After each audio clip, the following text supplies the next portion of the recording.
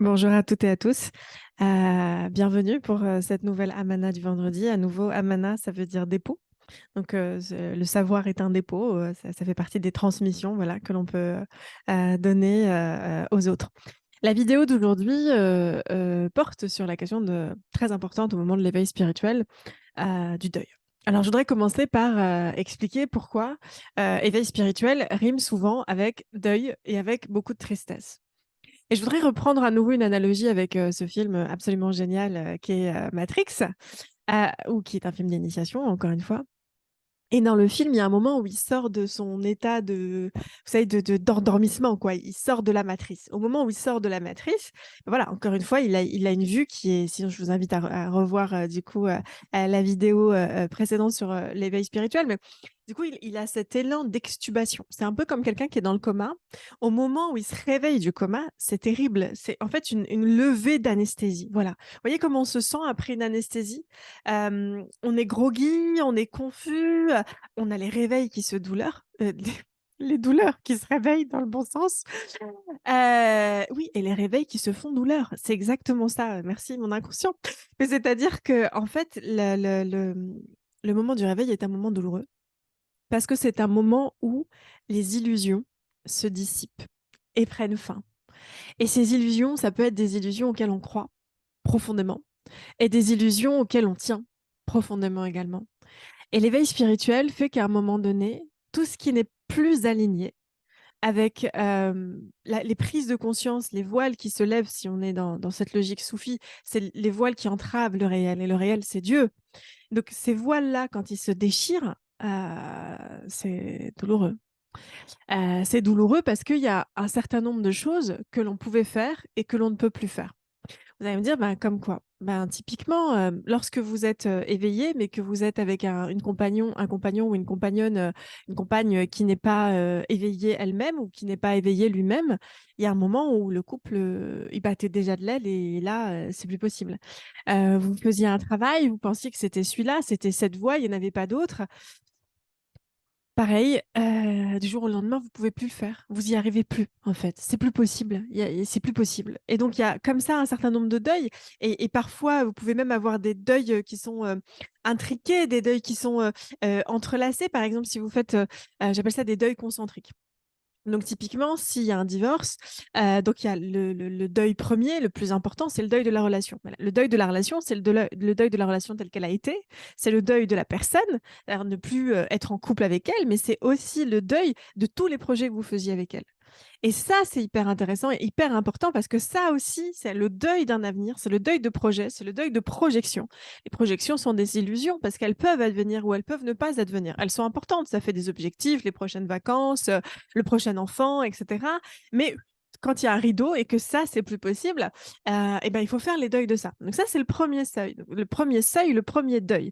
Mais il y en a d'autres seuils, d'autres moments où on se rapproche par cercle concentrique qui sont heureusement, fort heureusement, moins douloureux, mais qui sont importants. Par exemple, si vous divorcez, vous allez probablement être amené à changer d'appartement ou à changer de maison.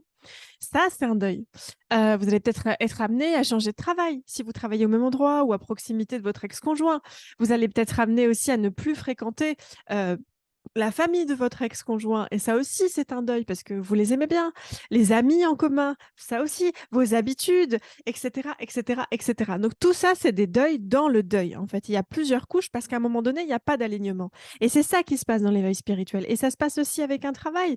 Et ce qui est intéressant aussi, c'est que Dieu, dans son infinie miséricorde et notre inconscient, dans son infinie ingéniosité, font les choses progressivement, parce que c'est lié, hein, l'inconscient est lié à la source, qui est lié, voilà, ce qui est Dieu.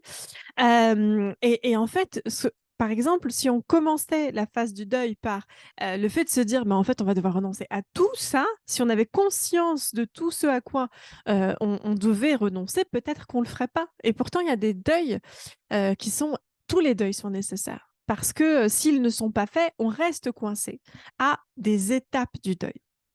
Alors, qu'est-ce que c'est qu'une étape de deuil? Il y a une conceptualisation, mais c'est pas la mienne, hein, c'est celle qui est utilisée par la plupart des thérapeutes, voilà, et qui maintenant est très connue, mais en fait, c'est un deuil qui se fait en 7 temps. Le premier temps du deuil, c'est le choc. C'est-à-dire voilà, il y a un truc de tac, ça tombe. Voilà, c'est par exemple, vous perdez quelqu'un, un être cher, c'est pas attendu. Parfois, c'est attendu. Ça fait des années que la personne est malade ou voilà, ou qu'elle est vieillissante, mais c'est quand même très douloureux. Vous avez cette phase de choc, de douche froide, et je fais ce signe aussi à Essian. Même au niveau du cerveau, il y a l'amygdale qui se met en place. Il y a une phase de sidération.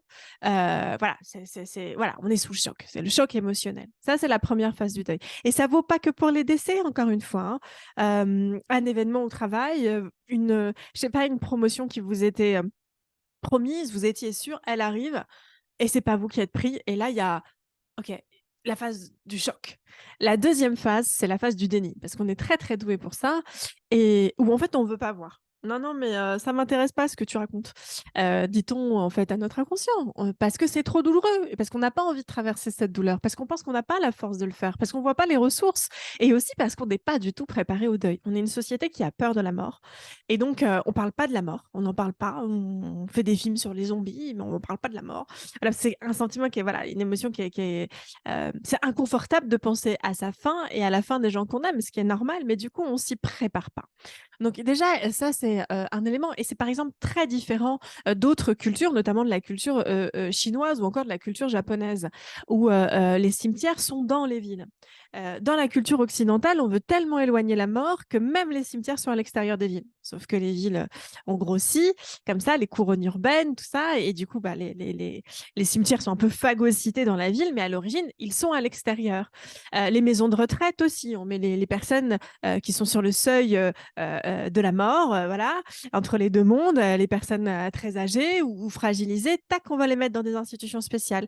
Pareil pour les malades, parce qu'il y a cette volonté de ne pas voir des éléments qui sont dans la culture bouddhiste, hein, j'en parlais tout à l'heure dans la dernière vidéo concernant Bouddha, où il s'est rendu compte Siddhartha Bouddha, du fait que rien, sa richesse ni rien, ne pourrait l'empêcher de vivre la maladie, la mort ou la vieillesse, que ça faisait partie des éléments de la vie en fait.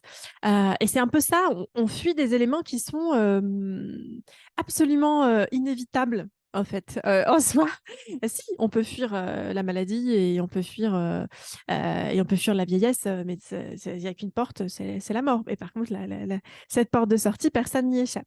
Donc voilà, il y a cette phase de déni où on est dans le déni de la mort, mais on est aussi dans le déni de la vie. On est dans le déni de tout ce qui pourrait potentiellement nous faire du bien, que l'on remet systématiquement à plus tard parce qu'on n'est pas prêt à faire des deuils. C'est-à-dire qu'on n'est pas prêt à acter la fin d'un certain nombre de choses. Et quand je dis un certain nombre de choses, c'est même des parties de soi. C'est-à-dire qu'on s'identifie souvent, par exemple, les gens qui sont ce qu'on appelle des overachievers, c'est-à-dire les gens qui réussissent bien, qui sont à fond dans le travail, etc.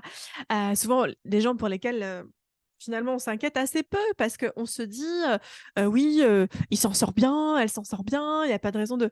En fait, ces gens-là s'identifient beaucoup à ce qu'ils font, davantage qu'à ce qu'ils sont profondément. Et du coup, le jour où il y a un échec majeur, professionnel, relationnel, etc., leur monde s'effondre parce qu'ils en ont fait une partie de leur identité, vous voyez. Donc là, ces deuils-là, une relation, le fait d'être, se définir en couple, marié, avec des enfants, le jour où ça s'arrête, il y a un deuil d'une partie de nous, d'une partie de vie, en fait. C'est la fin d'un cycle. C'est ça, le deuil. C'est un cycle. Et je le disais, donc il y a cette étape, hein, le choc. La deuxième étape, c'est le déni. On ne veut pas acter la fin de ce cycle. La troisième étape qui est de rigueur et qui est très importante, c'est la colère. Je dis qu'elle est très importante parce que souvent on veut la skipper. On passe du déni à la tristesse et on fait comme si la phase de... On va refouler comme ça la colère. La colère en médecine chinoise, par exemple, c'est pas du tout une émotion négative, hein. Alors, pas du tout. Pas qu'en médecine chinoise, en philosophie, hein, Henri Bergson parle aussi de l'importance de la colère. Très, très grand philosophe, très connu. Il est décédé, hein. Ou par exemple, Mohammed Iqbal, qui est du coup un penseur musulman indien.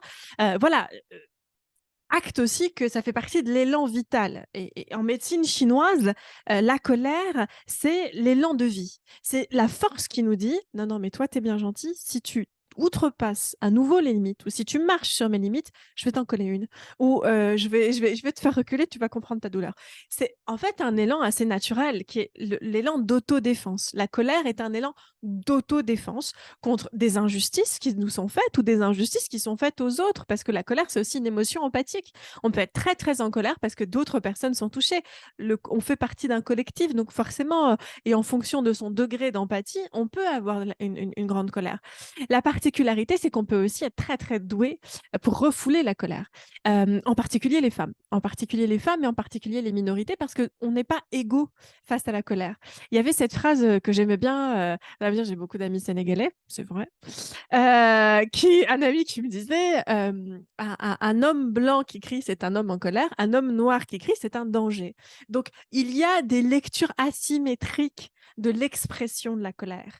Un homme qui crie est un homme en colère, une femme qui crie est une femme hystérique. Donc, il y a même une pathologisation, c'est-à-dire le fait d'en faire une maladie mentale, en fait, hein, même si on utilise plus ce terme, Dieu merci, en fait, une pathologie du fait d'être en colère et d'exprimer sa colère. Et d'ailleurs, c'est ce qu'on dit souvent aux féministes. Ah là, tu desserres la cause quand tu te mets en colère comme ça. D'accord, mais sinon, toutes les brochettes de femmes qui très gentiment ont dit non, mais là, il y a un problème parce que bon, tel mec me fout sur la gueule. Bah, la colère, sans être en colère, bah, finalement, il ne s'est rien passé. Il y a eu des féminicides, il y a encore des logiques d'exploitation systémique et systématique des femmes, etc., etc. Donc, en fait, la colère, la répression de la colère, c'est aussi un mouvement collectif. C'est souvent ce que fait la société pour éviter que les dominés se rebellent. Et donc, les dominants mettent en place des mécanismes de délégitimation de la colère. Donc, par exemple, j'appelle pas ça un conflit, hein, c'est un pilonnage, c'est pas un conflit, de la Palestine et de la bande de Gaza par l'État d'Israël. Eh bien, cette colère, elle va être construite comme illégitime. Et donc, on va chercher à la refouler. Comment la refouler? En empêchant aux personnes de témoigner leur indignation face à cette crise humanitaire, face à les crimes de guerre qui sont commis, en fait. On va les empêcher de le faire, on va les empêcher de s'exprimer. Et donc, on va chercher à refouler cette colère. Pareil pour des manifestations féministes, etc. Donc, on va chercher à faire taire, à discréditer, à disqualifier. Tu as mal compris, tu vois le mal partout, c'est pas du racisme, c'est pas du sexisme, c'est pas de l'homophobie, c'est pas de l'islamophobie, t'as pas compris, c'est les attentats, on n'a pas le choix. Bref, donc il y a tout un mécanisme comme ça de répression de la colère. Et cette répression de la colère, c'est des mécanismes qui souvent remontent jusque dans l'enfance, en fait. Typiquement, je vais revenir dessus tout à l'heure, mais par exemple, les appendicites sont de la colère refoulée. Et c'est même une colère qui est tellement refoulée qu'elle en devient un danger mortel. Elle en devient un danger mortel parce que aujourd'hui, l'appendicite, on considère que c'est une opération anodine, mais je rappelle que si elle n'est pas traitée, elle se transforme en péritonite, et si la péritonite n'est pas traitée, vous mourrez, en fait. L'appendicite, c'est un danger vital.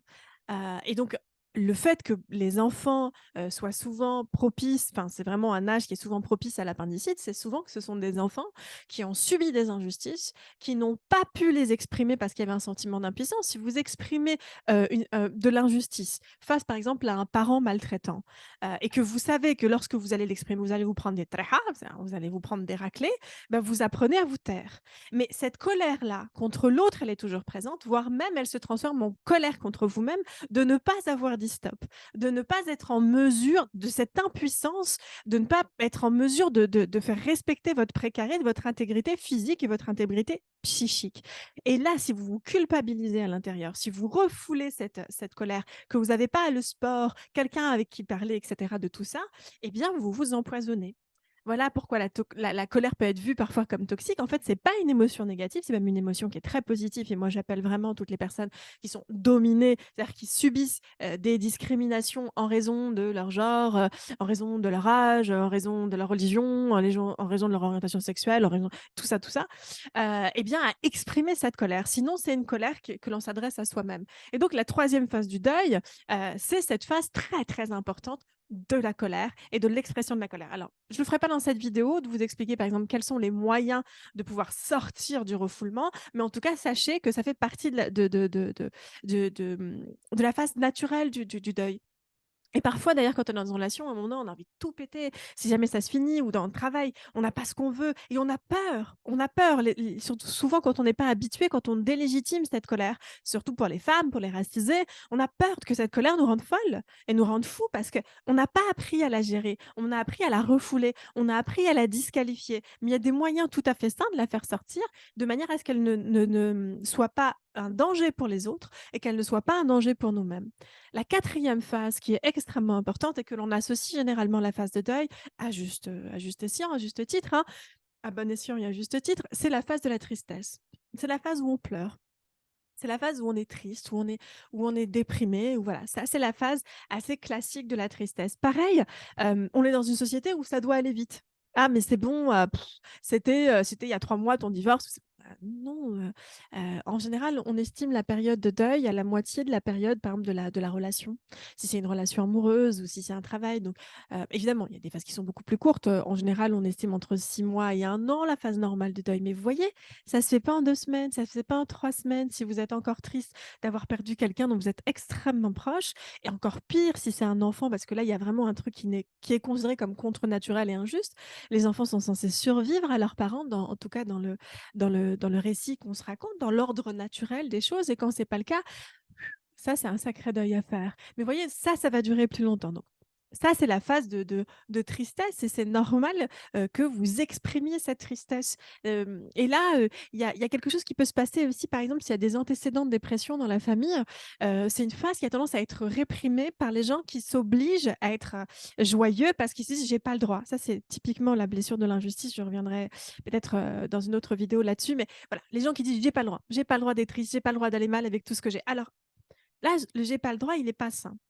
Par exemple, de dire: «Je suis quand même reconnaissante. Je vis une période difficile, mais j'ai largement de quoi être reconnaissant». Par exemple, j'ai des amies, qui sont très, très présentes et qui sont aimantes et qui sont aidantes. Je suis accompagnée par un ou une super thérapeute et donc ça veut dire que j'ai les moyens quand même de pouvoir payer cette personne et que cette personne, elle soit dans ma vie. J'ai de la chance parce que j'ai le sport. J'ai de la chance parce que je suis pleine de ressources. J'ai de la chance parce que nanana, nanana.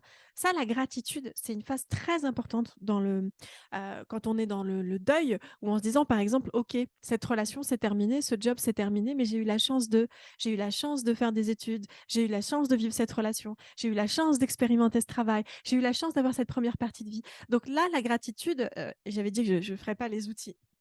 Là, c'est un bon outil pour lutter contre la tristesse. Par contre, là où ça devient dangereux, c'est quand vous vous obligez à ne pas ressentir la tristesse en vous disant que vous n'avez pas le droit. Voilà, vous n'avez pas le droit parce que quand même, quoi. Vous avez réussi, vous êtes entouré, nanana. Ça, c'est pas bon du tout parce que votre enfant intérieur qui est triste, il en a rien à foutre de vos excuses d'adulte bidon. Je le dis comme ça parce que ça, c'est quelque chose ce qui doit être entendu. C'est vraiment dangereux de refouler la tristesse. Alors, j'aime pas dire dangereux parce que je veux pas vous alerter plus que ça, mais voilà, c'est pas un processus naturel et se dire voilà et des gens qui vont dire: «Ah bah, je trouve que tu as super bien vécu ton deuil». Bah, faut pas le vivre, trop bien non plus. C'est-à-dire que si vous pleurez pas du tout, peut-être vous êtes encore dans la phase de déni ou peut-être que vous êtes encore dans la phase de colère ou peut-être que vous êtes encore dans des phases qui sont des phases, antérieures et que vous entravez du coup les phases naturelles, du deuil, quoi.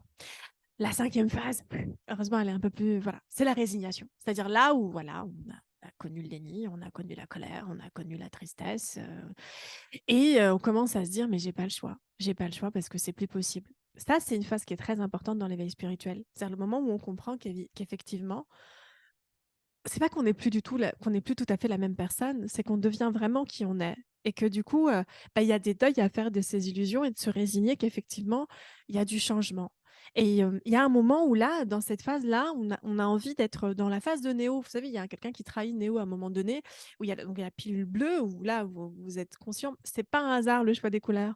La pilule bleue, c'est la couleur du chakra du troisième œil. Le chakra du troisième œil, c'est l'éveil, c'est le regard, c'est quand on apprend à voir au-delà des voiles extérieures, au-delà des voiles intérieures. C'est-à-dire quand on apprend à regarder aussi en soi. Et donc voilà, il y a cette pilule bleue et puis il y a la pilule rouge. Et la pilule rouge, c'est voilà, est-ce que tu veux rester endormi dans la vie? Une fois qu'on a passé cette phase où on a pris la pilule bleue que j'avais dit dans l'autre vidéo, et je vous invite à aller la voir, peut-être que je vous la mettrai quelque part par là, par là, par là ou par là, je ne sais pas. Je ne suis pas encore très familière de YouTube et des montages.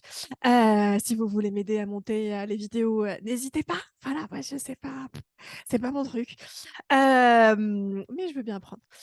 Et donc, du coup, dans cette vidéo aussi, voilà, j'explique comment, en fait, il y a quelque chose de l'ordre du non-retour, en fait.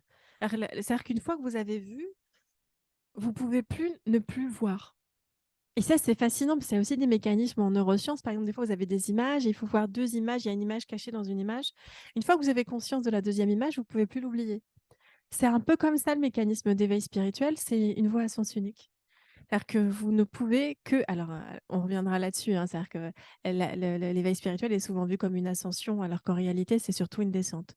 C'est surtout une descente en soi, et puis ça, c'est aussi Carl Jung, hein, à nouveau, hein, c'est surtout le fait d'aller dans sa nuit noire, le fait d'aller dans ses ombres, le fait d'aller dans toutes les parties refoulées, dans ses ombres et dans celles de la famille, l'inconscient familial dont avait déjà parlé Freud, et l'inconscient collectif, qui dépend de là où vous êtes originaire, dont parle Carl Jung, et qui est aussi très important. Si vous êtes rwandais ou rwandaise, vous allez devoir dealer avec un inconscient, un inconscient colonial, un inconscient collectif, colonial aussi, hein, parce que la colonisation belge, ça a été Congo, Rwanda, ça a été la France, mais voilà, il y a eu des colonisations qui ont été. Colonisation, c'est toujours coton, hein. Donc l'inconscient colonial et l'inconscient aussi collectif. Pareil pour l'Algérie, voilà, vous dealez aussi avec un inconscient collectif qui est celui de 130 ans de colonisation, d'une guerre d'indépendance qui a duré 7 ans, et puis d'une guerre civile qui a suivi, parce que ce qui n'est pas traité revient. Donc ce qui a été refoulé est revenu 20 ans plus tard avec une guerre civile. Donc c'est pour ça que c'est en fait les mécanismes que je vous décris aujourd'hui, à l'échelle individuelle, sont les mêmes mécanismes à l'échelle collective. Si on ne fait pas le deuil, si on conserve de la colère refoulée, typiquement l'inconscient colonial français, la colère refoulée d'avoir perdu les colonies, de cette espèce de nostalgie d'une grande France, avec des mythes, hein, c'est-à-dire qu'on est dans la mythologie, c'est-à-dire que la dernière fois j'ai eu une très belle discussion avec une femme qui est fille de pied noir et qui est elle-même née en Algérie, et qui me disait, mais on vivait tous très bien en Algérie, quel dommage. Et je me dis, là, on est encore dans le déni. C'est-à-dire que qui vivait très bien en Algérie? Les colons, pas les coloniser, sinon ils n'auraient pas pris le risque de faire 7 ans de guerre qui a coûté 20 à 25% de la population algérienne, s'il n'y avait pas eu un problème, vous voyez. Donc si ça, dans l'inconscient, ça reste, si on est toujours dans l'inconscient collectif français, qu'on soit pied noir ou pas, voilà, de ne pas avoir réglé ce contentieux colonial, comme chez les anciens colonisés, ne pas avoir fait toutes les étapes du deuil, ça marche pas. Il y a quelque chose qui va pas, en fait. Voilà. Et c'est pour ça que l'après, ça se réveille. C'est le retour du refoulé. Ce que l'on revient, enfin, ce que l'on réprime revient de manière, de manière inconsciente. Et c'est là où c'est dangereux. Là, c'est passer les étapes de manière consciente. Et donc, vous avez cette phase de résignation qui est une phase très importante, où vous comprenez que oui, vous vivez un éveil spirituel, ou oui, vous vivez une phase de deuil, et qu'il n'y a pas de retour en arrière possible. La pilule rouge, c'est un mensonge que de vous faire croire que vous pouvez revenir en arrière. Vous allez essayer, c'est normal. C'est normal. Essayez, essayez. Vous allez dire, non, je peux. Non, ça va marcher. Je suis sûre que sur un malentendu, ça passe. Et ça passe pas. Ça passe pas, ça passe plus. Voilà. Mais ça prend du temps d'accepter ça, et de lâcher prise. Et puis du coup, justement, c'est la prochaine étape, c'est l'étape de l'acceptation.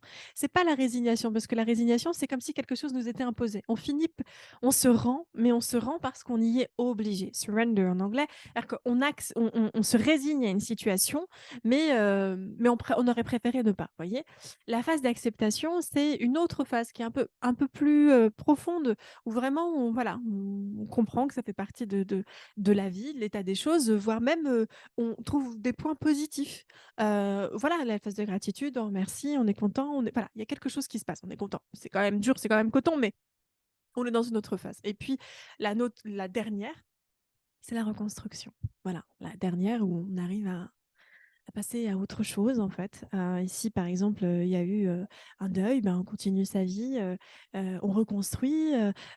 Si on divorce, on refait sa vie. J'aime pas cette expression-là parce qu'en fait, on continue sa vie, on la refait pas. Mais voilà, il y a cette période-là. Donc là, la période de deuil dans l'éveil spirituel, elle est importante. Et la dernière phase de reconstruction, c'est la phase où on comprend tout ce qui n'est plus, ce que nous ne sommes plus, où on accepte la fin des illusions. Il y avait ce maître, je sais d'une Tareka Soufi, je ne sais plus de laquelle, qui disait la chose suivante: quand j'aime quelqu'un, je vais dans son cœur et je casse tout. Et c'est un peu violent à entendre comme ça, mais en réalité, c'est casser les idoles. Casser les idoles, casser les faux dieux, puisque la religion musulmane est une religion d'extrême unicité. Et c'est casser en fait les idoles, les faux dieux intérieurs, les illusions, pour pouvoir accéder au réel. Et le réel, c'est Dieu. Donc déchirer les voiles pour pouvoir accéder à Dieu. Mais c'est parfois des voiles, des beaux tissus, des tissus dans lesquels on a mis de l'énergie, des tissus qui sont des parties de nos vies. Quand ils se déchirent, on fait un deuil du tissu, on fait un deuil de ce voilage. Voilà. Et surtout que souvent, on se concentre d'abord sur la perte avant de se rendre compte que les périodes de deuil qui accompagnent l'éveil spirituel, qui sont nombreuses, ces deuils au pluriel, il y a beaucoup de choses qui changent, sont aussi des périodes de renouveau, sont des périodes de renaissance.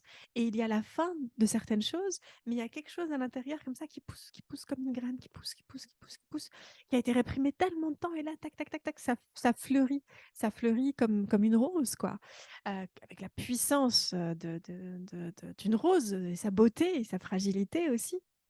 Mais voilà, il y a du renouveau, voilà. Et ça, c'est aussi très important d'en avoir conscience. Et ça m'amène à la dernier point que je voudrais aborder avec vous, qui est comment peut se manifester un deuil qui n'est pas fait, ou quand on reste bloqué à une étape. Le sommeil. Bien sûr, on peut pleurer quand on est éveillé, on peut avoir une grande irritabilité, une difficulté je sais pas, à passer à autre chose. Voilà, des choses qui sont dans le milieu éveillé. Mais on a aussi des parties refoulées, et ces parties refoulées, elles s'expriment surtout dans le sommeil. Elles s'expriment par les insomnies et elles s'expriment par des réveils. C'est ça qui est intéressant. L'éveil spirituel, c'est des réveils. Et donc, ces réveils, ils vont se faire à des moments précis. C'est là où la médecine chinoise, ouais, ils ont tout compris. Ils ont tout compris. C'est tout, c'est comme ça. Et là, aujourd'hui, on commence à peine dans les pays occidentaux à comprendre à quel point ils ont tout compris. Alors, la médecine chinoise est une médecine holistique, c'est-à-dire que comme une respiration en médecine chinoise, l'inspiration et l'expiration comptent pour un. C'est pas inspiration, expiration, deux. Non, c'est un. C'est comme le yin et le yang chez les taoïstes. C'est pas deux. C'est la dualité, mais c'est la dualité dans l'unité. C'est une même sphère, c'est concentrique. Le féminin, le masculin, ça va beaucoup plus loin, le taoïsme. C'est pas le féminin, le masculin. C'est souvent très, très mal résumé. Mais en tout cas, c'est des médecines qui sont des médecines holistiques, qui prennent l'individu dans son conscient, dans son inconscient, dans son corps, dans son esprit. Ça, c'est très, très important parce que dans la médecine occidentale, comme je l'expliquais dans la première vidéo que j'ai faite de cette série, c'est un symptôme. On traite le symptôme, mais on ne traite pas la cause. Et souvent, la cause, elle est psychologique. Pas souvent, elle est tout le temps psychologique. Les enfants, il va falloir se réveiller.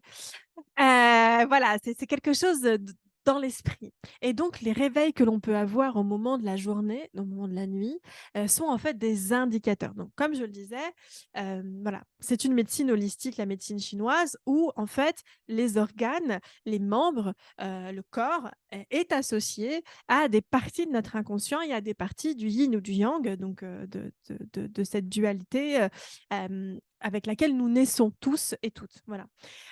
Et c'est de l'expérience humaine. L'expérience humaine est une expérience duelle. Nous sommes ici sur Terre. Je crois que c'est Charlotte Hoffman qui disait ça. C'était très intéressant, où elle disait, en fait, nous sommes là pour expérimenter. Et nous expérimentons une chose par le fait d'expérimenter son contraire. Donc, on sait que l'on veut être en couple par le fait d'être célibataire. On sait qu'on veut être célibataire quand on est mal en couple. Voilà, il y a cette idée comme ça où on veut être dans l'unité quand on fait l'expérience de la séparation. Donc, on est dans un monde duel pour nous rappeler l'unité de l'être et nous rappeler l'unité de Dieu. Et donc, dans la médecine chinoise, tout est associé, en fait, tous les organes, tous les membres, etc., les viscères sont associés à, par exemple, des émotions, c'est-à-dire à des parties de notre esprit, conscient ou inconscient, yin ou yang. Et ça, c'est très intéressant parce que la voie naturelle d'expression des émotions, c'est la bouche. C'est la bouche ou c'est les mains, l'écriture, la création, la transmutation, hein, voilà, c'est s'exprimer. Quelque chose ne va pas, on s'exprime. Sauf que parfois, on a peur d'exprimer la chose parce qu'on a peur que, en exprimant sa peine, ou par exemple en sortant du déni en disant oui, ça, ce n'est plus possible, d'être submergé par les émotions. Et donc, ce qu'on préfère faire, c'est être dans le déni, c'est être dans un déni profond. Sauf que ce qui ne peut pas s'exprimer s'imprime. Et ça s'imprime où? Ça s'imprime dans le corps. Mais parce que le corps est bienveillant, alors ça, c'est aussi une. Ça fait partie des croyances musulmanes. En islam, les organes, les cellules ont une conscience, celle de notre corps. Donc, il y a une conscience générale, celle de vous et moi. On se donne un nom, etc. Mais on est constitué d'une multitude de milliards de cellules, en réalité, de milliards de bactéries, c'est-à-dire même des cellules qui ne sont pas humaines, en fait. Et tout ça, ça forme un tout. Et en islam, c'est l'idée que chaque élément est conscient. Même le plus petit atome a une conscience, en fait. Et que nous sommes sur Terre pour élever notre conscience, pour adorer Dieu. Mais voilà, ce sera peut-être un sujet d'une autre vidéo. Mais voilà, il y a cette idée de conscience. Et donc, et ça rejoint complètement la médecine chinoise. Vous avez bien compris que moi, je suis dans une logique de ce qu'on appelle de tradition primordiale, si on écoute René Guénon, qui est un islamologue, c'est-à-dire l'idée que il y a différents affluents, c'est-à-dire différentes rivières, différents fleuves, différentes mers, mais ils prennent toutes leurs sources au même endroit. Voilà. La source originelle, on l'appelle comme on veut, Dieu, la source, l'énergie vitale, je ne sais pas comment, voilà, mais c'est là. Et donc toutes les religions, toutes les inspirations en fait, des différents peuples découlent de cette source originale, les inspirations véridiques, entendons-nous bien. Voilà. Et donc, du coup, ça rejoint la médecine chinoise qui considère que, en fait, chaque émotion va être à un organe précis. Alors, vous allez me dire, voilà, elle a fait le tour, elle est partie en Chine, elle est revenue. Et oui, le prophète, sallallahu alayhi wa sallam, donc que la paix et le salut soient sur lui, nous disait d'aller chercher le savoir, y compris en Chine. Donc, c'est quelque chose d'important. C'est peut-être pas un hasard que ce soit la Chine qui a été évoquée, pour le coup, l'Orient. Voilà, d'où le fait que je sois thérapeute en médecine orientale.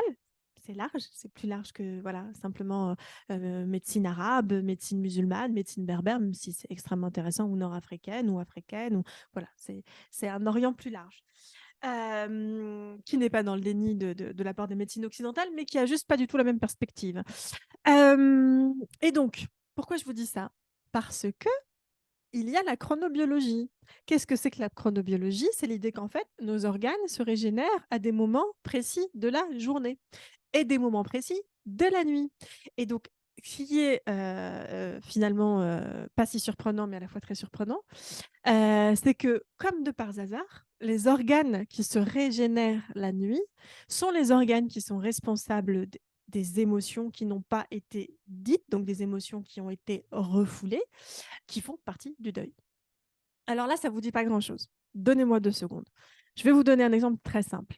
Entre 1 heure et 3 heures, il y a la régénération du foie en médecine chinoise. Donc, la chronobiologie, les organes se régénèrent à des moments précis. Et comme je le disais, la médecine chinoise étant une médecine holistique qui prend en compte à la fois le corps et l'esprit, eh bien, le foie, l'organe, est aussi associé à un élément de l'esprit, et en l'occurrence à une émotion. Le foie est associé à l'émotion de la colère.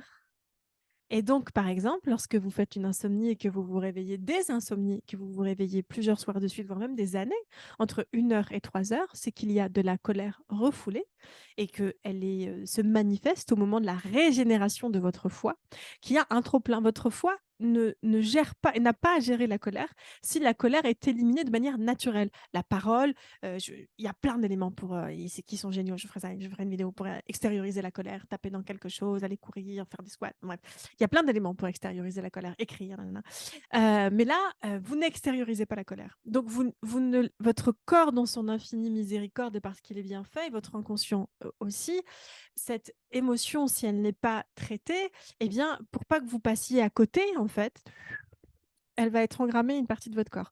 Mais pour vous aider dans le fait de pouvoir prendre conscience de ce qui ne va pas, eh bien, chaque émotion est fixée à un organe en particulier et comme ça vous permet de savoir ce qui ne va pas. Voilà, c'est des témoins. Votre foie témoigne que vous n'avez pas géré la colère au moment du deuil. Point. Entre 3 et 5 heures, quels sont les organes qui se régénèrent? Les poumons. Les poumons. Alors, je fais cette tête parce que les poumons sont associés en médecine chinoise à l'émotion de la tristesse. Ça arrive très souvent que les gens se réveillent entre 3 et 5 heures, c'est la tristesse refoulée. C'est-à-dire, et là, on est encore dans la question du deuil. Vous voyez? Hop, on avait la colère, la tristesse. Et là, vous allez me dire, mais si on rentre dans cette logique, le prochain organe doit être lié à l'émotion de la résignation-acceptation. C'est le cas. La régénération, le prochain organe qui se régénère dans la chronobiologie pendant la nuit, c'est le gros intestin. Le gros intestin est associé à quelle émotion? Et là, on peut le deviner parce que quand même, il y a des outils, hein. Le rectum, c'est l'élimination des selles. L'élimination des selles, c'est l'élimination des éléments dont on n'a plus besoin. Et parfois, on résiste à cette élimination par la constipation. Et donc, ça prouve qu'on a du mal à lâcher prise. La constipation, les douleurs au gros intestin sont un témoin du fait que vous souhaitez contrôler une situation et que vous avez du mal à lâcher prise, et peu importe le nombre de fibres que vous allez manger. Et là, vous vous retrouvez à une autre étape du deuil, qui est l'étape de la résignation-acceptation, parce que pour être dans l'acceptation et pour être dans la résignation, il faut lâcher prise.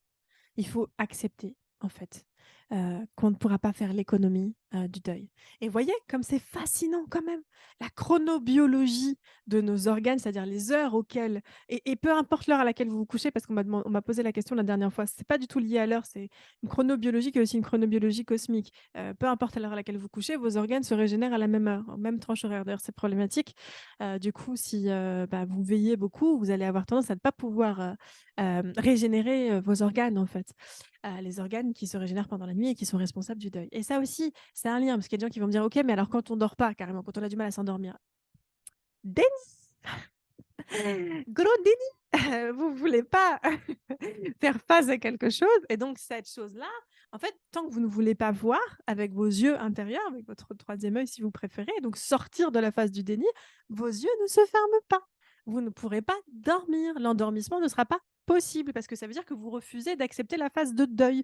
C'est comme si rentrer en sommeil, c'est faire le deuil de la journée, c'est accepter que la journée soit terminée. Mais lorsque vous avez des émotions refoulées parce que vous avez eu des expériences désagréables pendant la journée que vous n'avez pas processées, que vous n'avez pas voulu processer, tac, phase d'endormissement n'est pas possible parce que vous ne voulez pas faire le deuil. Vous êtes dans cette phase de déni.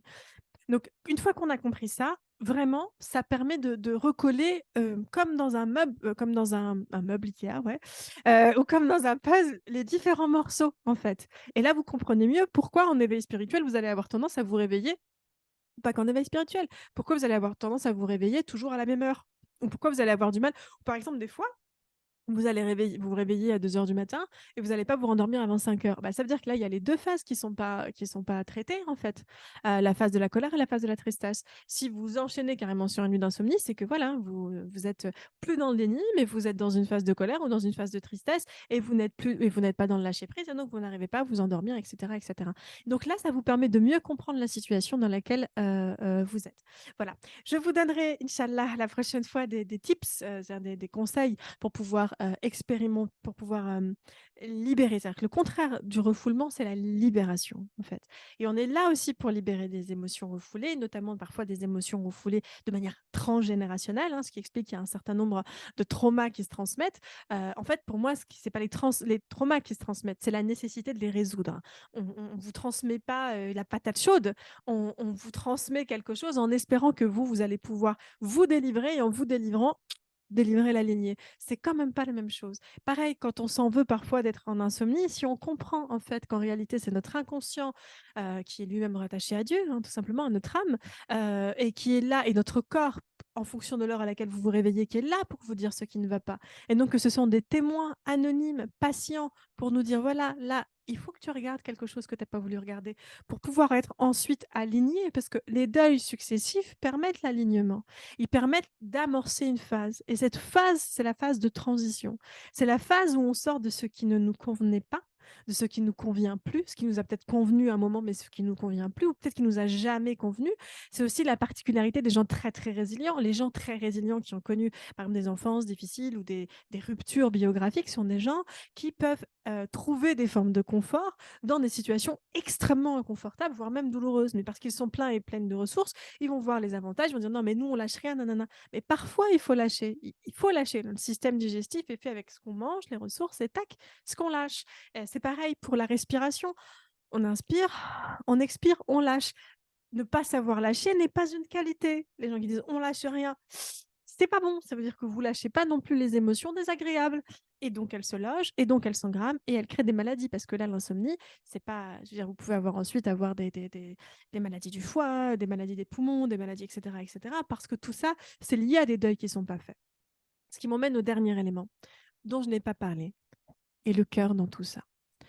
Le deuil, la tristesse, est une énergie qui bloque le chakra du cœur. On revient aussi à la médecine ayurvédique et hindouiste. Il y a des centres énergétiques. Qu'est-ce que c'est un chakra? C'est un centre énergétique. Qu'on y croit ou pas, c'est là, en fait. Et donc, ces centres énergétiques sont rattachés à des parties. Et le centre énergétique de la joie, le centre énergétique du bien-être, de l'amour, c'est le cœur. C'est un organe vital, au sens premier du terme, mais aussi pour l'âme. C'est un organe où, lorsqu'il y a un deuil, c'est d'ailleurs souvent le premier qui prend. C'est-à-dire que vous allez avoir votre cœur qui se serre, vous allez peut-être finir aux urgences parce que vous allez avoir des douleurs chroniques, etc. Votre cœur en prend un coup. Et donc, les phases de deuil sont très, très importantes à faire pour apaiser votre cœur. Et souvent, ce qu'on fait quand il nous fait mal, c'est qu'on essaye de l'ignorer. Mais les douleurs, elles augmentent. C'est comme quelqu'un, voilà, comme un enfant. Il vous appelle une fois, deux fois, trois fois, vous l'écoutez pas, il crie de plus en plus fort, et ensuite il fait une bêtise pour que vous puissiez le voir. C'est la même logique pour le cœur qui est innocent et qui, du coup, alors, je dis comme ça parce que, encore une fois, les organes ont une conscience en islam, donc le cœur a une conscience. Et donc, votre cœur vous dit des choses. Il est directement connecté à la source, il est directement connecté à votre âme. Et c'est pour ça que, par exemple, dans les étapes de deuil, moi, je conseille de faire ce que j'appelle la médecine du cœur, que je prodigue en thérapie, en médecine orientale, et que vous pouvez aussi pratiquer en thérapie chamanique. C'est pratiquer la médecine du cœur. Si vous connaissez des praticiens ou des praticiennes, ou moi, évidemment, je suis là aussi si vous le souhaitez. Il y a d'autres éléments aussi pour pouvoir guérir le cœur, et c'est guérir les différentes c'est libérer les différentes émotions qui constituent les étapes du deuil. Donc voilà, il y a plein d'éléments pour pouvoir faire ce deuil, mais ce deuil, il est très important. Écouter son cœur, parler à son cœur, ça peut paraître débile, mais en réalité, ça peut vraiment vous soulager dans les phases les plus aiguës et les plus critiques. Lorsque vous êtes en phase d'éveil spirituel, votre cœur a besoin d'alignement. Il a besoin que là, lui qui a toujours été mis de côté, voilà, votre esprit, votre corps soit aligné avec lui, avec la nouvelle direction, avec la direction de votre âme. Cet alignement ne peut passer que, c'est comme si, vous voyez, vous aviez un tuyau, voilà, il y a des éléments qui vont pas dans ce tuyau, bah, faut nettoyer l'intérieur du tuyau pour que ça puisse circuler, voilà. Et donc votre cœur qui est le réceptacle, voilà, pour que ça puisse circuler, il faut nettoyer les entraves, et les entraves, ce sont les émotions inconfortables que j'ai évoquées tout à l'heure. Voilà. J'espère que vous avez un petit peu plus compris pourquoi en éveil spirituel, bah, vous dormez peu, pourquoi il y a beaucoup d'émotions inconfortables, parce qu'il y a parfois des deuils qui sont refoulés depuis très longtemps, et tout ça, ça remonte, mais le cœur, c'est le siège de la joie, je l'ai dit, l'éveil spirituel, c'est la joie. C'est connaître la santé, l'énergie, la paix. Le cœur, c'est l'énergie. D'ailleurs, quand le chi, donc l'énergie vitale, ne peut pas bien circuler, c'est que c'est le cœur qui a pris. Le cœur, la rate, voilà, ça fonctionne ensemble en médecine chinoise. Mais voilà, il y a quelque chose qui ne va pas. Le fait de permettre un alignement, c'est ce qui va vous permettre de retrouver la joie dans votre vie, de sortir de phases de déprime, voire de dépression, et de sortir de phases qui sont difficiles. Voilà, c'est tout le but de l'éveil spirituel. C'est pas la souffrance pour la souffrance. La souffrance, c'est une étape, en fait, pour vous rencontrer. Voilà. Et en vous rencontrant dans votre unité, rencontrer Dieu aussi. J'espère que ça vous aura aidé. N'hésitez pas à me soutenir en partageant cette vidéo, en la likant, en laissant des commentaires, voilà, en la diffusant à ceux et celles que ça pourra, je l'espère, aider. En tout cas, c'est le but. À très bientôt. Salam alaikum, que la paix soit sur vous, au sens propre et au sens figuré.